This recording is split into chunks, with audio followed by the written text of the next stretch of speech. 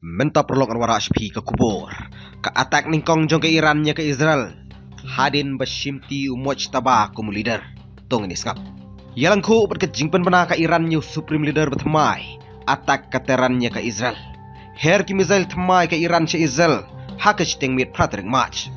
Dang step perngap haka kenai tarik. Sawa ki sairan higi benta jong ke Central Israel.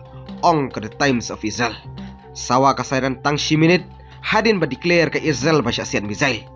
Kaniga jing declare ka day. Yo laban one hit ki misail ha Tel Aviv. Bad Ashvela area pang shti. Ong ka report. Ka report ka itu bali osngaw ya ki jingkang lenti ya ki misail. Bad hap ki lingkot lengkai hanong ba Rishon Legion and Lot. Ki minute hadin ka atak ha Central Israel. Sedang sawa ki siren ha North Israel. Report ba sawa ki eret siren ha Galilee region barok away. Kan thup Haifa.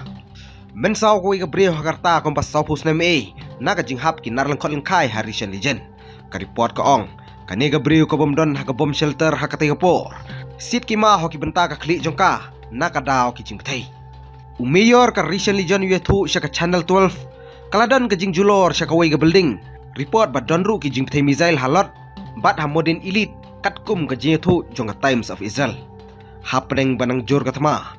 Pensisya ka US military nyongut ki spy ki bayap ha Middle East. Lajar kata ka Iran ka kuno ba ka Amerika ka buri. Bat ka jingsya ka day palat sans pangut ki spy jong ka ki balayap ha dumantah. Panpaw ka Iran nya supreme leader betmai. Tong ini ngap.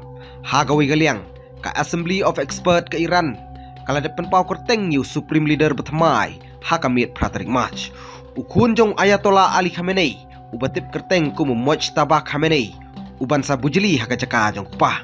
Soy kerteng yo mujtaba Khamenei kumu supreme leader betmai.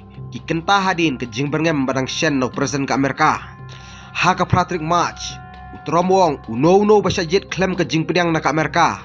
Unnom ne slam. Haka juk kapor. Ka elite and influential RIGC force jong ka Iran. Kidang pendan burom yo mujtaba kum unong yalam betmai. Kumban sipen kan mau. Ukpa jong mujtaba u Ali Khamenei. Usyak penyap haka first wave jong ki strike Amerika Israel haka arpu pratrik Februari.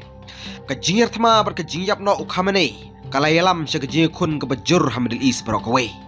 Atak ka Iran ni ki jika spy Amerika ha Middle East kumjuru ya kiri Arab ki badai ki lok ka Amerika.